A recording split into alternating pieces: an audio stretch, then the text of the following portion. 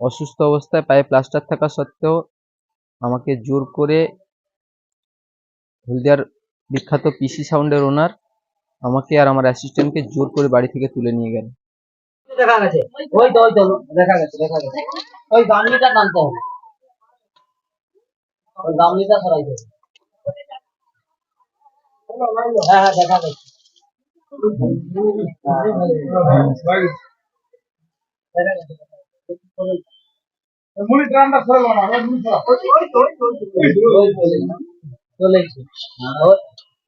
তো বুঝতেই পারছেন যে দাদা আমাকে জোর করে বা কোনো খারাপ উদ্দেশ্য নিয়ে তুলে নিয়ে আসেননি। আমি যেহেতু অসুস্থ ছিলাম সেই কারণে আমাকে বাড়ি থেকে নিয়ে এসেছেন, যাতে ওনার বিপদের অবস্থাটা আমি কাটিয়ে দিতে পারি। অর্থাৎ বাড়িতে একটা সাপ ছিল, সেটা রেস্কিউ করার জন্য আমাকে ডেকেছিলেন। আর এখানে এসে তো দেখি দাদার বাড়িতে একটা অনুষ্ঠান, পুজোর অনুষ্ঠান চলছে। সেই মতো অবস্থায় আমাকে দাদা অসুবিধার মধ্যে পড়েছেন বলেই আমাকে নিয়ে এসেছিলেন। আর আমি অসুস্থ জেনেই দাদা আমাকে নিজের বাইকে করে নিয়ে এসেছেন। দাদা খুব ভালো ব্যবহার করেছেন, যেটা আমরা ভিডিওতে দেখাইনি। দাদা এবং দাদার বাড়ির লোকজন আমাকে খুব ভালো ব্যবহার করেছেন, আমাদের সঙ্গে খুব সুন্দর বন্ডেডলি কাজ করেছেন। তো দেখতে পাচ্ছেন খাটের নিচে একটা মেবি দুটো আছে, মেবি এটা দুটো আছে মনে হচ্ছে সাপ ঢুকে আছে। না না একটাই, সেটাকে আমরা উদ্ধার করার জন্য এসেছি। তো দাদার বাড়িতে হচ্ছে রাধা গোবিন্দের পুজো, আর বাড়িতে প্রচুর লোকজন, আর তার সঙ্গে সাপ। দেখে লাইট দিয়ে একটা কিরকম সিচুয়েশন বুঝতে পারছেন।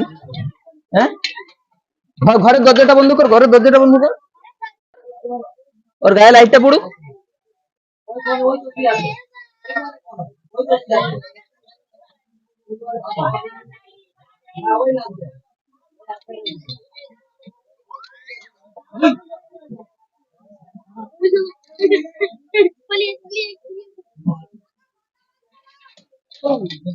এখানে হুকটা গলানোর মতো জায়গা নেই। সাপটা খাটের নিচে ঠিক এমন জায়গাতে আছে, আমি উপর থেকে ভালোভাবে দেখতেও পাচ্ছি না।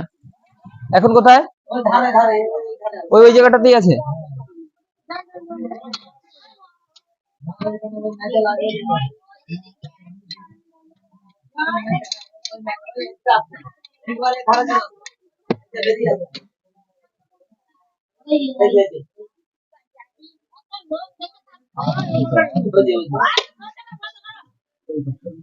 অনেক লড়াই করার পরে সাপটাকে কাছাকাছি পেলাম এবং দেখতে পাচ্ছেন সাপটা ধরা হয়ে গেছে।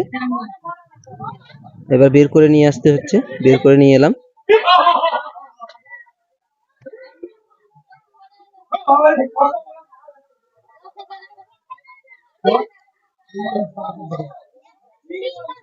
দেখতে পাচ্ছেন, বলেছিলাম যে দাদার বাড়িতে পুজোর অনুষ্ঠান, আর বাড়িতে প্রচুর লোকজন।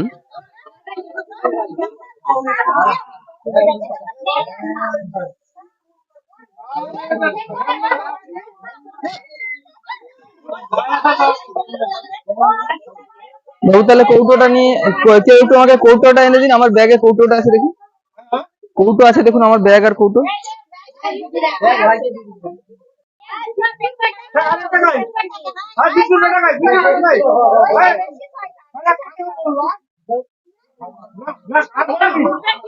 খুব দুর্বল হয়ে গেছে। হ্যাঁ বড় সাপ কিন্তু খেতে ঠিকঠাক পায়নি, খাবার নেই, খাবারের লোভে বেরিয়ে চলে এসছে, পেটে একদম খাবার নেই।